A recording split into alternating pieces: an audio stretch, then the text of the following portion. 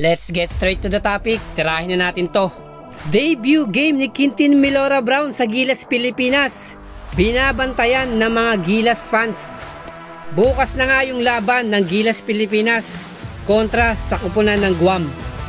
As we expected, lahat ng Gilas Pilipinas fans nakatutok yan bukas kung ano yung pagbabago at adjustment na ginawa ni Coach Tim Cone. Dahil nga yung dalawang laban na to napaka-crucial.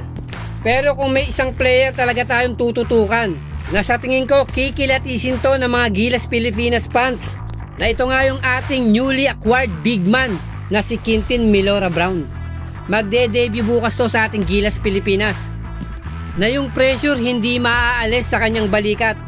Lumalabas na siya yung kapalit sa pwestong iniwanan muna ni Kai Sotto, na yung expectation ng mga fans ay talagang mataas by the fact na mas pinili niya o mukhang nagdemand siya na maglaro agad sa ating Philippine National Team, na may mga offer nga siya sa PBA, maglaro muna sa SEA Games, pero agad hinangad niya na maglaro sa ating national team, na posibleng naging basehan dito yung kanyang background o experience.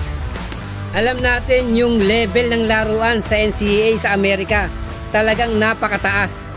Diyan kasi kumukuha ng mga future NBA superstar. Kaya hindi na bago at aware dito si QMB. Basta ba gawin at i-execute niya yung mga role na ibibigay sa kanya ni Coach Tim Cone. Nasa defensive area nga siya aasahan. Pero ito yung sigurado, all out at itotodo yan ni QMB.